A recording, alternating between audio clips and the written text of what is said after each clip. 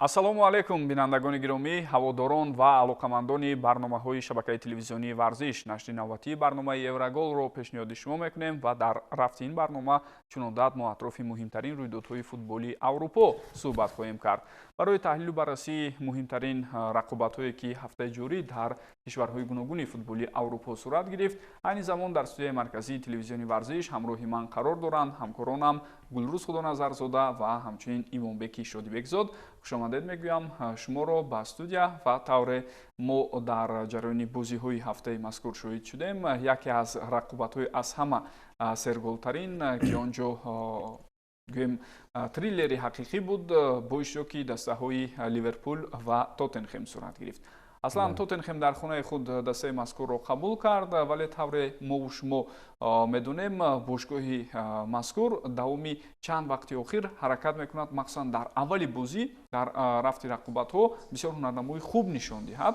Лек дар ҳамин бозӣ маълум шуд ки Арне Слот ва шогирдонаш хеле хуб омода шуданд ба ин нақшаҳое ки Анже Постекоглу дорад ва дар идомаи рафти рақобат махсусан дар ҳамин 15 дақиқаи аввал тавре дида шуд Ливерпул беҳтар буд ва ҳамин чиз дар ниҳояти кор боз мушкилиҳое ки дастаи Тоттенхем ҳам дошт дар хатти дифоъ ва дарвоза боис бар он гардид ки Ливерпул бо ҳисоби калон пирӯзӣ ба даст орад. Мехостам аз таҳлил баррасии ҳамин рақобат барномаи имрӯзаро оғоз кунем. Марҳамат. Хуб, ин рақобат ки бозии марказии даври 17 премер-лигаи Англия буд, бо он сценарий рафт ки аз аввал маълум буд, чун дастаи Тоттенхем ва Анже Постекоглу он самураббе аст ки гӯем хеле якрав аст, яъне аз ҳамон тактикае ки ӯ интихоб кард, аз ҳамон фалсафае ки дорад ягон бор ақиб намеравад. Бо ҳамон тартиб, бо ҳамон фалсафа бозӣ мекунад ки ин на дар ҳама ҳолат ба нафъи дастаи Тоттенхем мешавад. Барои мисол бинед ки Анже Постекоглу дар ҳамин рақобат аслан ягон дифоъгари асосӣ дар майдон надошт. Ромеро осеб дорад, Ван де Вен осеб дорад, Удоҷи дар ҳамин бозӣ набуд, бозигари канори чап. Танҳо Педро Поро аз канори рост бозӣ мекард ва дар хатти дифоъи марказ Арчи Грей, бозигари 18 сола ки аслан футболбози хатти нимҳимоя аст, бозӣ мекунад. Яъне ҳама ин аз ноилоҷӣ ва Анже Постекоглу бо чунин мушкилиҳо хатти дифоъи хеле баланд бар муқобили дастаи Ливерпул мемонад ки барои Ливерпул ин шакли бозӣ хеле ва хеле муфид аст, онҳо инро хеле хуб истифода бурда метавонанд ва он чизе ки ҳама интизор доштанд ҳамон чиз воқеан ҳам шуд. Дар он ҳолатое ки дастаи Тоттенхем гол заду як умеде буд барои мухлисони ин тим ки акнун метавонанд онҳо камбек ҳам ато кунанд, дарҳол дастаи Ливерпул бо голи худ ҷавоб гардонд ва мо дар маҷмӯъ инҷо шоҳиди 9 гол гаштем. Яъне акнун маълум аст дастаи Тоттенхем ва мушкилиҳои кадри 8 бозигари асосӣ наметавонистанд дар ин бозӣ ширкат биварзанд, ин албатта таъсири худро расонд ба бозӣ. Аммо мехоҳам дар бораи Ливерпул ҳам каме ҳарф бизанам. Дар бозие ки 5 зарбаи рост ба тарафи дарвозаи Ливерпул зада шуд, Алисон Бекер 3 онро ба дарвозаи худ гол сар дод. Яъне ин ҳам на он қадар гӯем як нишонаи хуб, як чизе хубе ки дар хатти ҳимоя бояд барои дастае ки даъвои қаҳрамонӣ дорад бошад, чунки он дар аввал 3 зарбаи рост буданд ба дарвозаи Алисон Бекер ки 2 он бо гол анҷом ёфтанд ва баъдан 5 зарбаи мустақим бо 3 гол хотима ёфтанд. Шояд албатта гап сара меравад ки онҳо хеле аллакай пеш буданд, натиҷаро барои худ таъмин кардан ва ками ба фориғболӣ роҳ додан, аз ҷумла дар ҳолате ки тӯб партофта шуд аз болои Вирҷил ван Дейк ба тарафи Саланке ва ӯ голи худро ба сама расонд.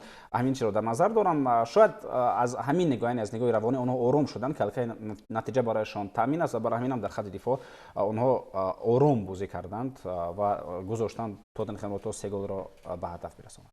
ва дар идомаи суханҳое ки Гулрӯз гуфт, Имонбек бубинед воқеан ҳам Анже Постекоглу вақте дар баробари дастаи Манчестер Юнайтед 4 парсе пирӯзӣ ба даст овард, бо ишора ба он коршиносоне ки дар студияи Sky Sports менишинанду бозиҳоро таҳлил баррасӣ мекунанд, гуфт ки мо аслан барои мухлисон бозӣ мекунем, барои шод кардани онҳо ва бояд дар студия ҳам аз ин чиз гӯем дилгир нашаванд, чун маводҳои зиёд мешавад барои таҳлилу баррасӣ. Аммо тавре Гулрӯз ишора мекунад, бо чунин равиш ба чизи гӯем назаррасе ноил шудан ғайриимкон аст. Мумкин мухлисонро шод мекунем, мисли бозие ки 4-3 зидди Манчестер Юнайтед буд. Дар ин бозӣ ҳам қисман шояд мухлисон шод шудан аз голҳои зиёд. Аммо Тоттенхем ҳамон гунае ки дар гузашта буд, шояд ҳамон гуна беҷоиза боз ҳам мавсимҳоро пайҳам давом медиҳад.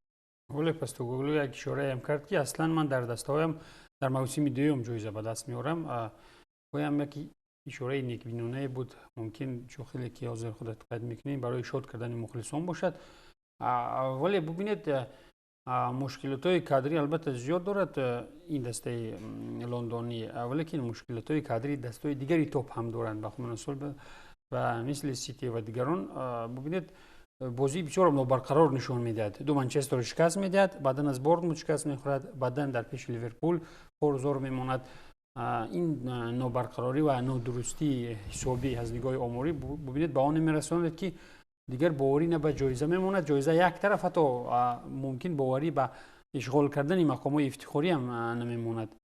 ببینید وقتی که اون نفرانی که روز اشاره کرد، من شخصا باور ندارم که اگر اون نفران بودند، لیورپولی که عین حال در چنین سطح قرار دارد مقابل لیورپولی کار کرده میتونستند آنها. ببینید لیورپول عین حال در لیگ چمپیونان هم قدر نتیجه 100 فایز دارد و استثنای آن شکست یگانه از ناتینگهام فورست در پرمیر لیگ انگلیس هم ببینید در گذشته در موسم قبلی وقتی که لیورپول گل سر میداد، 2 گل سر میداد، کامبک کردن مشکل بود و حتی مساوی گرفتن برای آنها مشکل بود. ببینید در چنین بازی بزرگ، حتی در بازی مرکزی، بازی هستند که لیورپول دوباره و سه باری کامبک میکنه و بعدا صاحب 3 گل میشود. این چیز از آن میگوید که عین حال لیورپول در سطحی قرار دارد که دسته ها نمیتوانند با او رقابت پذیری کنند و البته اون جراحت ها و اون مشکلات های کادری یک بهانه برای مربیان و برای آن نفرهای مسئول آنها شده میتواند. ولی باور کنید چه خیلی روز اشاره کرد از فارغ بولی باشد یا آن چیز دیگر، ونده که البته بازی سوس نشان داد از یک جهت. آن گلایی که سر دادند بسیاری با گنوی و ونده گام بودند دفاعگر مرکزی، ولی که اصلا ببینید لیورپول به نظر نگرفت مومنتات این رو در میدان خود آنها. اصلا یک خرسنگ ناکامی سر روی لیورپول و سیتی و دیگران هم در موسم قهرمانی آنها میشد این تیم این دسته. ولیکن اینجا خود لیورپول زور است که این خیلی می شود که ببینید 6 گل چنین حساب کتاب ما در تنیس میبینیم. бале ман дар рафти ҳамин бозӣ дар голи якум ҳаракатҳои хуби Трент Александр Арнольдро ишора кардан мумкин ва партофтҳои бисёр олӣ дорад дар сатҳи баландтарин. ҳамчунин Салоҳ боз ҳам дар сатҳи олитарин бозӣ кард, 2 гол ва ҳамчунин пасҳои голӣ. Рекордашро нав кард. бале 2 рекорди дигарро нав кард Муҳаммад Салоҳ ва илова бар ин ҳунарнамои хуби Луис Диасро ҳам бояд ишора кунем ва ҳамин ҷойивазкунии ӯ бо Гакпо дар ҳамин бозӣ хеле хуб буд. яъне дар нақши ҳуҷумкунандаи марказӣ Луис Диас бозӣ мекард, баъзан вақт бо Гакпо ҷуалиш мекарданд ки ин самараи хуб овард. хулас аз нигоҳи тактикӣ ҳам тавре мо дидем Арне Слот омодагии хуб дида буд ва ҳарифро аз ҳар ҷиҳат омӯхта муқобили онҳо бозиеро нишон дод ки албатта тавре Ҷейми Каррегер ишора кард, ин бозии арзанда ба қаҳрамонӣ буд аз сӯи Ливерпул. вале боз монеаҳои дигар мисли дастаҳое ки то ҷои назарногир ҳастанд, ҳафтаи гузашта аз Ливерпул Фулхем буд агар хато накунам имтиёз гирифт. ин гуна гоҳ ногоҳ пайдо шуданаш мумкин.